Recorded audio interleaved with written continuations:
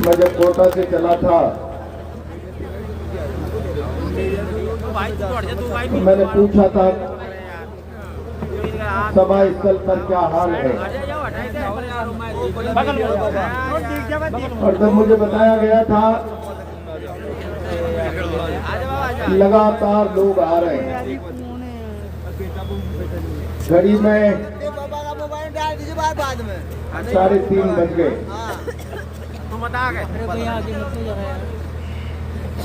सबका नाम लूंगा तो लंबा समय होगा। मेरे सामने उपस्थित राजस्थान के कोने कोने से आए हुए सभी सम्मानित महानुभाव, नौजवान मित्रों,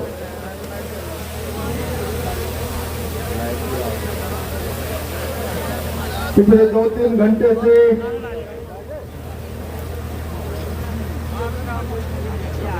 लगातार मंच से आप लोग वक्ताओं की बात को सुन रहे हैं।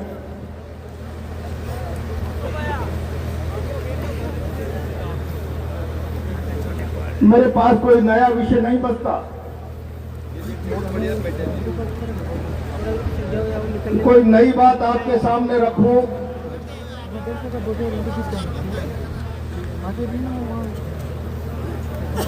13 तारीख की समरावता की घटना ने सारे देश को हिला के रख दिया।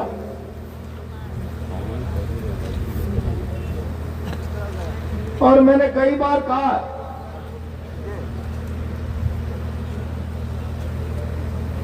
ऐसा दृश्य अंग्रेजों के राज में देखने को मिलता था। लोग जलियांवाले बाग में मीटिंग कर रहे हैं, फिरंगी राज की पुलिस आई और लोगों पर गोलियां चला दी। हमने यह भी इतिहास में पढ़ा, जल जंगल जमीन आदिवासी की होगी,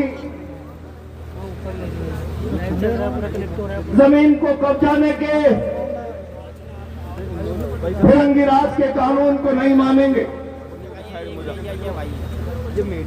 मानगढ़ में आदिवासी मीटिंग कर रहा था, अंग्रेजों की राज की पुलिस ने चारों तरफ से घेर कर गोलियां चलाई।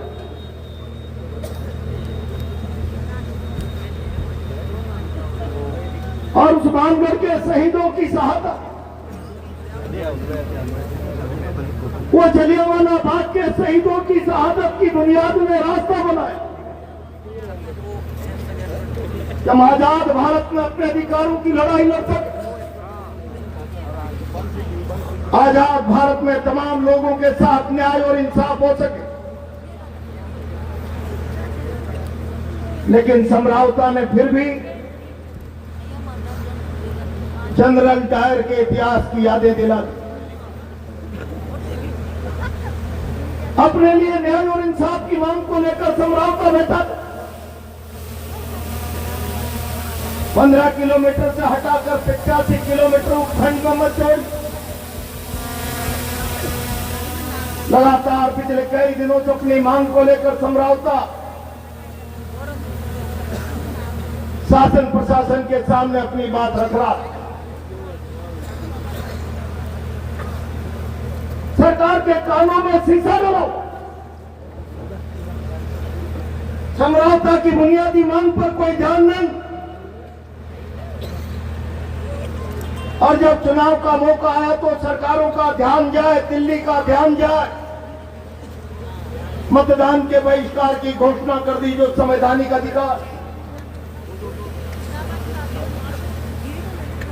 क्या गुनाह किया नरेश मीणा ने? मैं आज इस मंच से जिम्मेदारी से कहना चाहता हूं, क्या समरावता की न्याय और इंसाफ की लड़ाई में नरेश की भागीदारी पाप हो गई? समरावता को इंसाफ मिलना चाहिए, इस आवाज को ताकत देना नरेश का अपराध बन गया। नरेश समरावता की आवाज को ताकत देने के लिए जाकर लोगों के आवाम के बीच में जाकर बैठ गया। नरेश ने थप्पड़ मार दी। मैं कह रहा हूं 45-50 दिनों से जेल में बंद है। मैं राजस्थान के मुख्यमंत्री जी से कहना चाहता हूं, मुख्यमंत्री जी, थप्पड़ कांड पूरे देश के मीडिया ने एक पक्ष पर रख दिया,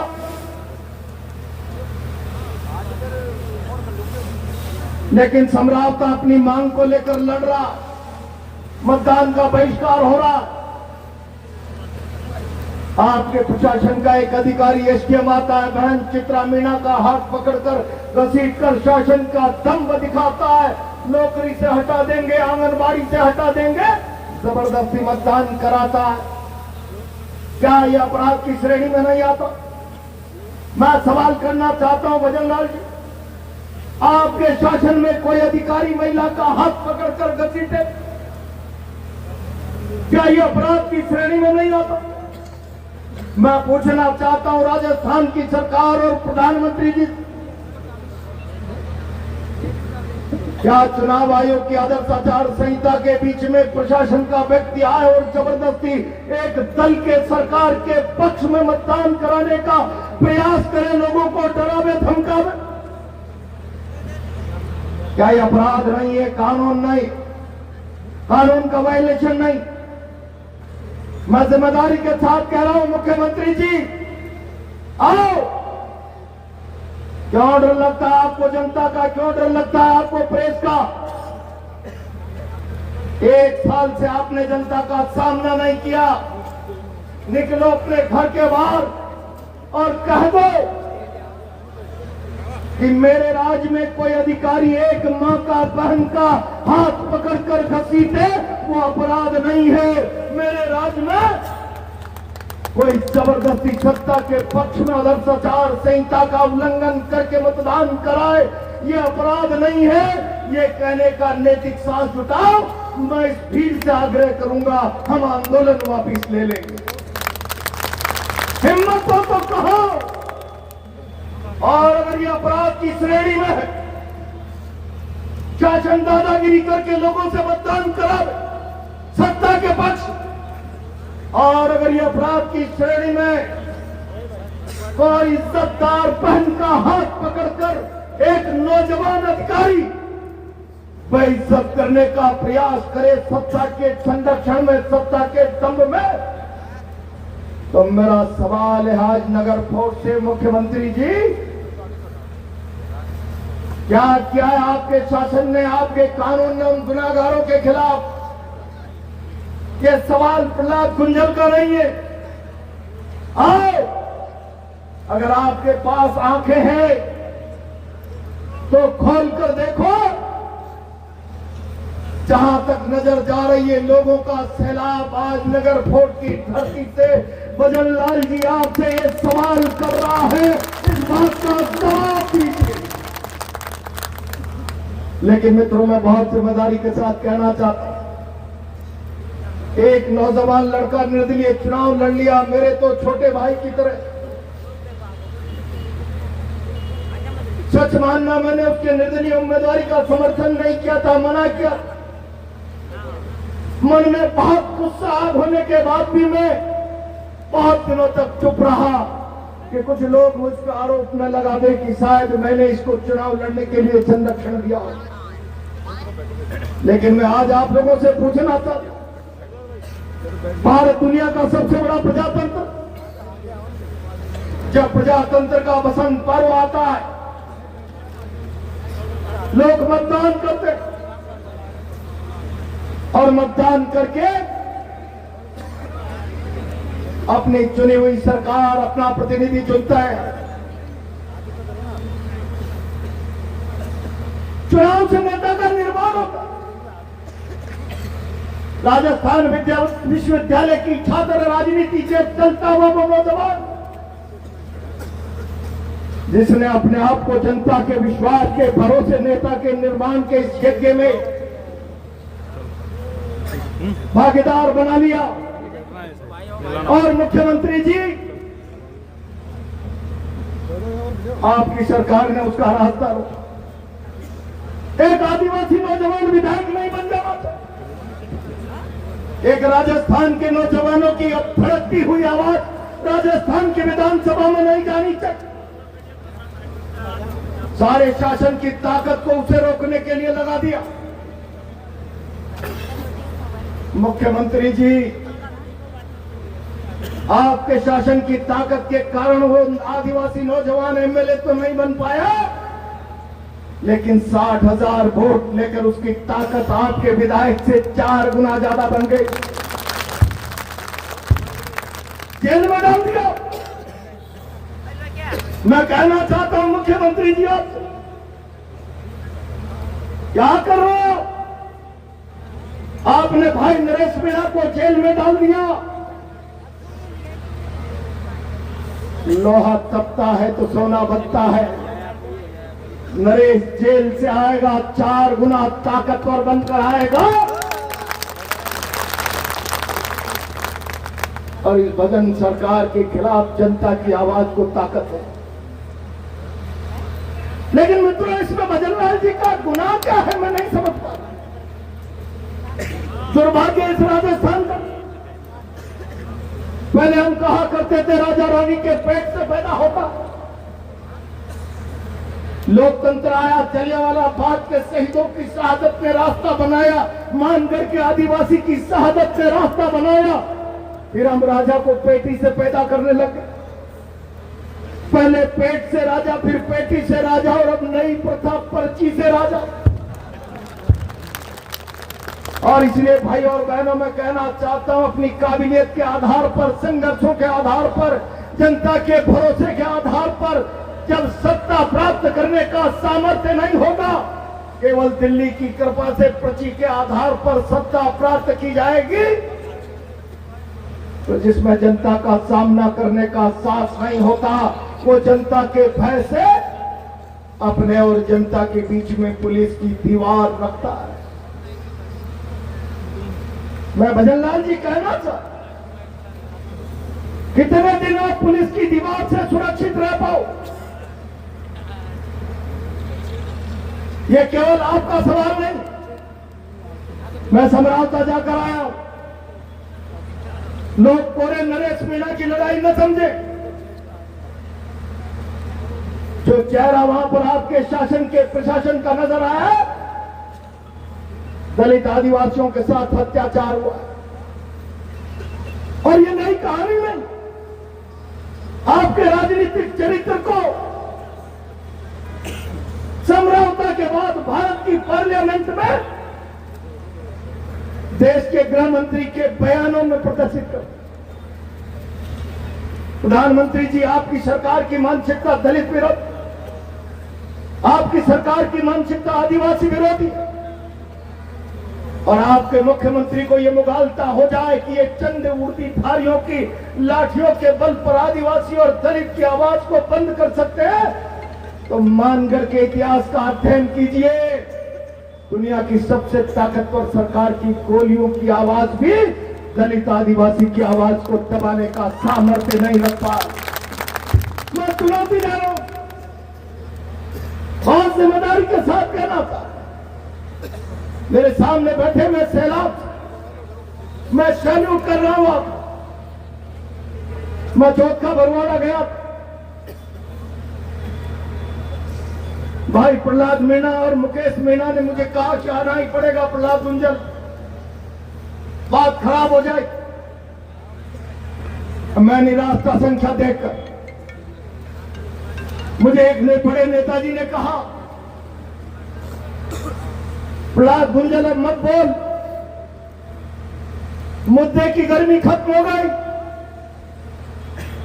मैंने आग्रह पूर्वक कहा, हम मुद्दे की गर्मी और सर्दी के आधार पर जंग के फैसले नहीं करते, अन्याय के खिलाफ लड़ने के लिए आवाज उठाते।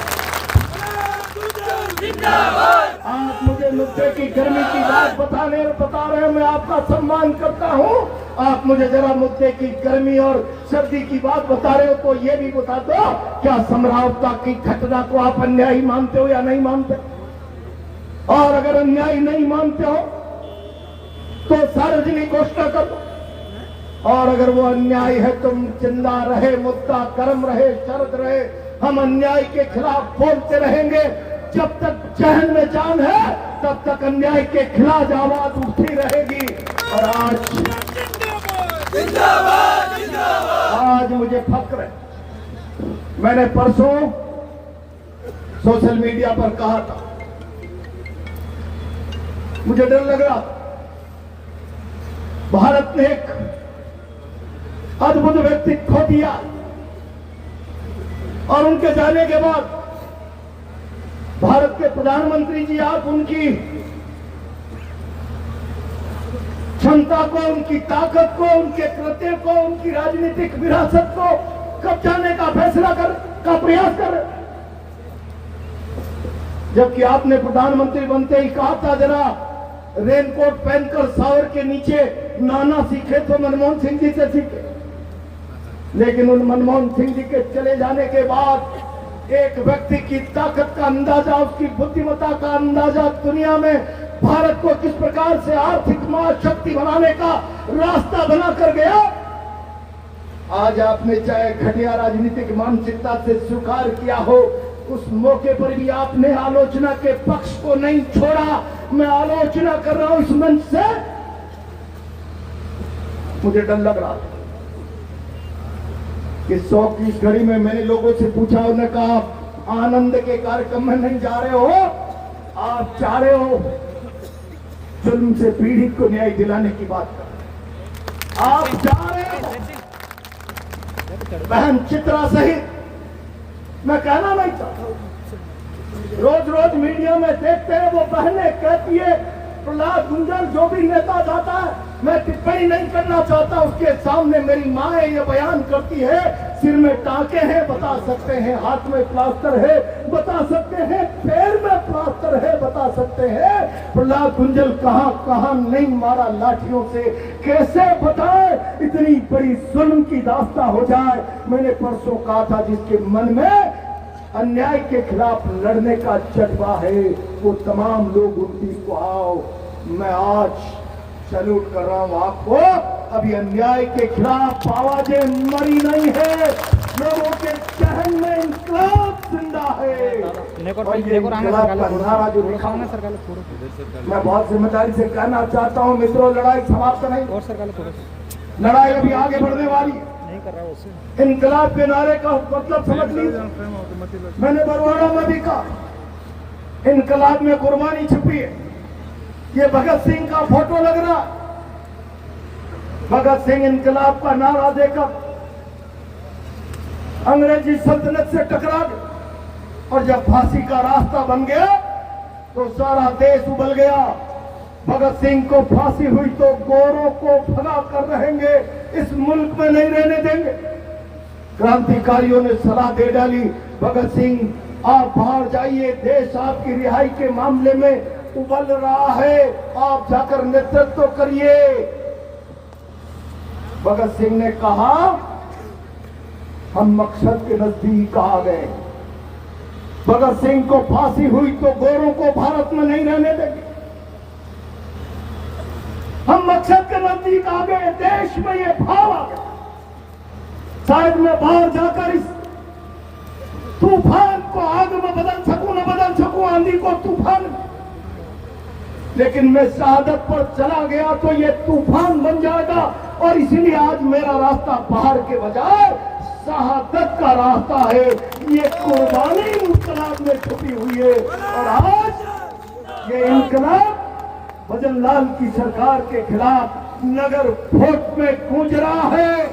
भजनलाल जी मैं चेतावनी दे रहा हूं, आपके पास राजनीतिक सामर्थ्य भी नहीं, आपके पास राजस्थान को समझने का राजनीतिक नजरिया भी।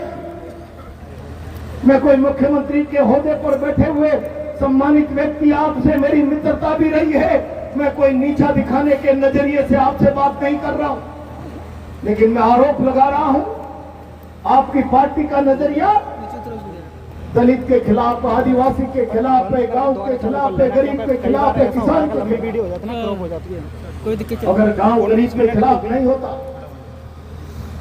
मैंने देखा अभी खातिर आवाज जी कह रहे थे किरोड़ी लाल जी का सीमेंट फैक्ट्री आंदोलन, खाजरियाबाद जी आपने उस आंदोलन को देखा होगा।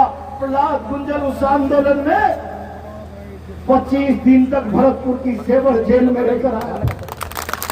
25 दिन। मैं इस मन से कहना था,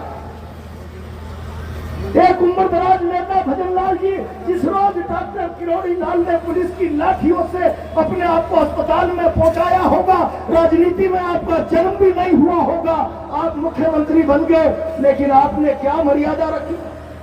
समरावता में कहकर चले गए हम न्यायिक जांच कराएंगे, एक एक पाई की भरपाई कराएंगे।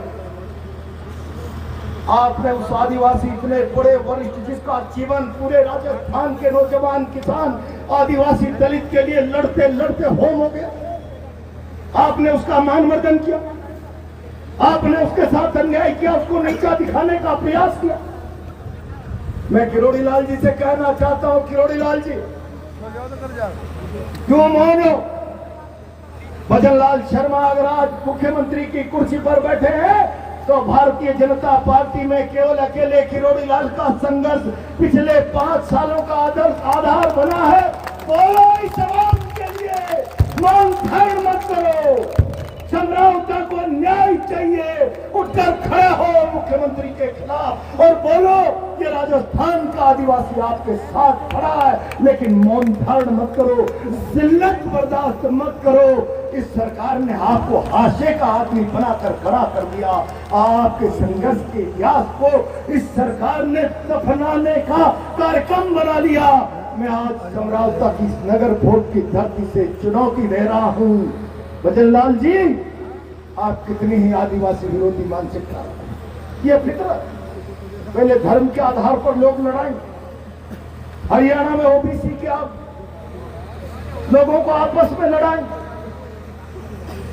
मैं बहुत इस पर नहीं कहना था, लेकिन मैं इतना कहना चाहता हूं, जातियों को लड़ाकर, जातियों में मतभेद पैदा करके, जातियों को हताश निराश करके, प्रताड़ित पीड़ित करके सत्ता आपका मकसद, ये राजस्थान समझ गया है। मैं इस मन से आपको चेतावनी दे रहा हूं। मित्रों मैं बहुत लंबी बात नहीं करूं, मैं आज थोड़ा सा उत्साहित, मंच पर सारे लोग जिम्मेदार लोग बैठे हुए, मैं तमाम जिम्मेदार लोगों से आग्रह करना था, मेरे भाई नीतू जी भी मध्य प्रदेश से आए, चंडेल जी मेरे भाई वो भी आए, कुछ लोग और भी हैं आदिवासी नेता, 2 विधायक बाप पार्टी, कुछ रिटायर्ड अधिकारी बैठे हैं, कुछ समाज सेवी बैठे हैं, कुछ सरपंच लोग बैठे हैं, मेरे सामने धड़कता हुआ गोला नौजवान बैठा हुआ जिसके अंदर आप थोड़ा सा आउट हो जाएगा, नहीं हो रहा। मैं मंच से आग्रह कर रहा हूं, मांग पत्र हमारा तैयार है, मंच पर हम बुलाकर अधिकारी को ज्ञापन देंगे और साथ में चेतावनी देंगे। मैं आज आप लोगों को ये नहीं कहना चाहता आओ, मैं कई जिलों में घूमा हूं इस बैठक के लिए और मैंने एक ही बात कही कि प्रजातंत्र में सरकारों को डराने का हथियार जनबल है और इसलिए मैं 29 तारीख का आह्वान आपको सिर कटाने, सिर काटने नहीं, सिर गिराने के लिए कर रहा हूं। आज आप लोग आए इस ताकत, मुख्यमंत्री जी के आंख नाक कान शासन के लोगों आगाह कर दो, नजरअंदाज न करे इस महापंचायत। अगर इसको नजरअंदाज करने का प्रयास किया तो गंभीर परिणाम होंगे। राजस्थान की धरती पर चल चला देगा, और इसीलिए मैं आज कह रहा हूं, मैं जिम्मेदारी के साथ कह रहा हूं,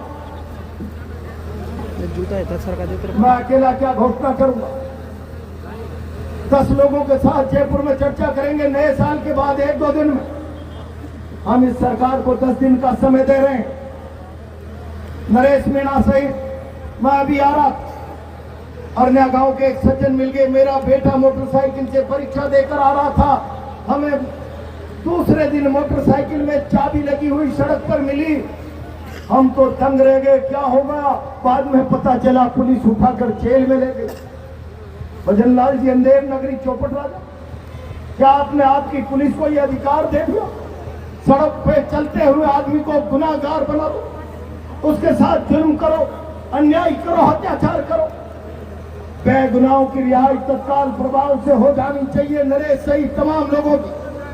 और जिनकी संपत्तियां जलाई है उन तमाम संपत्तियों का पुनर्भरण हो जाना चाहिए। और जिन अधिकारियों ने समरावता में जुल्म अत्याचार किया है, कानून का उल्लंघन किया है, उन अधिकारियों के खिलाफ कार्रवाई और राजस्थान हाईकोर्ट के सिटिंग जज से न्यायिक जांच कराई जानी चाहिए। ये मंच बैठा है, मैदान में डट जाना, पीछे मत हट जा। मैं बहुत जिम्मेदारी से कह रहा हूं, मैंने सरकारों के खिलाफ कई बड़े आंदोलन लड़े, अनुभव के आधार पर सबसे प्रार्थना कर रहा हूं, मंच की मर्यादा को भंग मत करना। 10 दिन में सरकार ने अगर सकारात्मक कदम नहीं उठाए तो अगला पड़ाव राजधानी में होगा और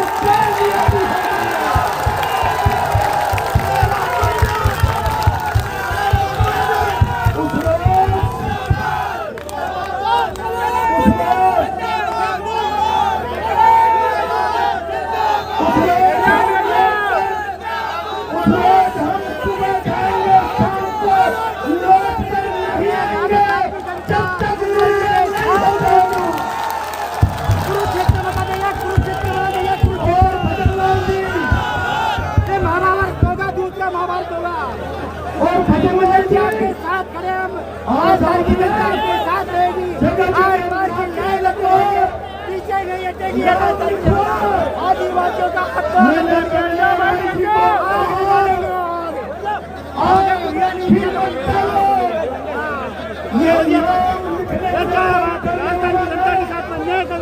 ये सबसे बड़ी सरकार को चार्जा, सरकार छुट्टी हुई है, सरकार बेगी गूंगी काली सरकार है ये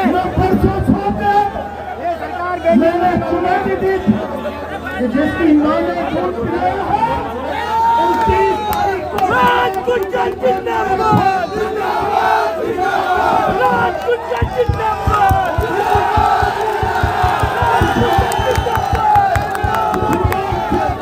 राजकुंजन जिंदाबाद,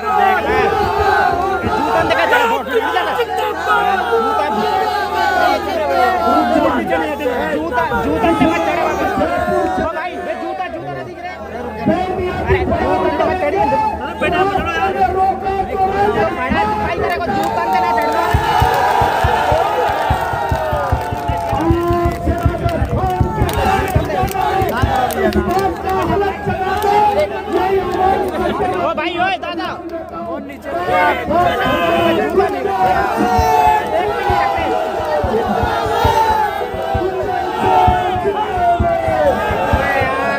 तेरी अगर रोजी रोटी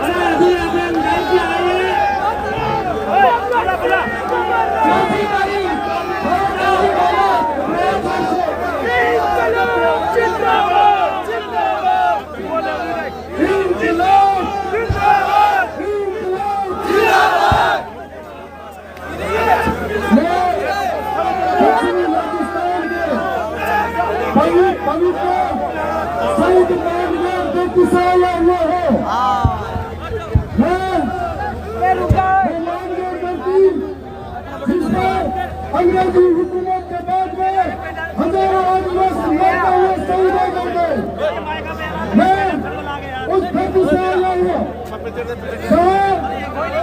राजा रजवाड़ों का राज गया, औपनिवेशिक शासन गया और उसके बाद में लोकतंत्र स्थापित हुआ।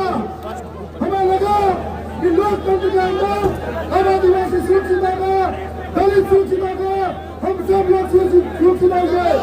लेकिन दक्षिणी राजस्थान के अंदर या पूर्वी राजस्थान के अंदर हो, जो भी सरकार आई हो, हमने हमेशा न्याय की लड़ाई लड़ी है। बचाना क्या है? आपको बचाना करेंगे। अरे मेरी बात सुनो, यहाँ पर का लाज उतारेंगे।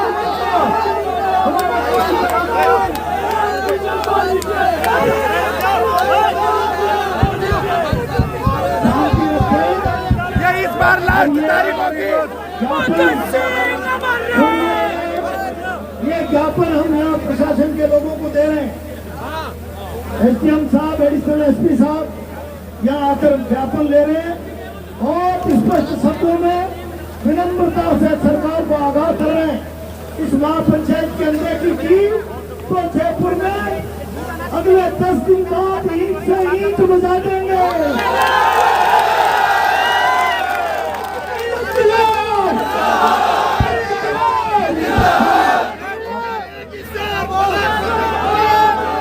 मैं बड़ी रंजित लेकर आया हूँ तो पूर्वी राजस्थान के नौजवान हमारी भी बात को सुन लेंगे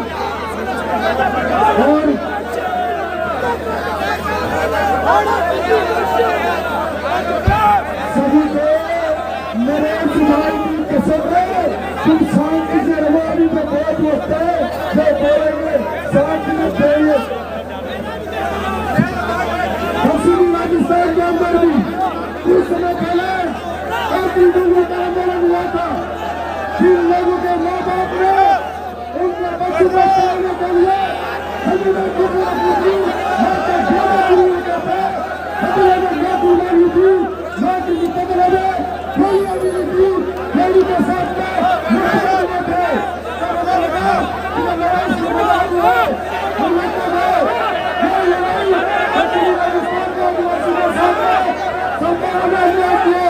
लेकिन धीरे धीरे पूर्वी राजस्थान के अंदर हमने देखा इतिहास के अंदर कि जब खुचर भाई अपने हक के लिए लगा थे तो खुचर भाई के साथ भी यही सरकारें बारी बारी से इसी प्रकार से आगे अत्याचार करती रही और हजारों खुचर सर आंदोलन करना था, न्याय लेना था, हजारों खुचर भाई के ऊपर भी गोलियां चली थी।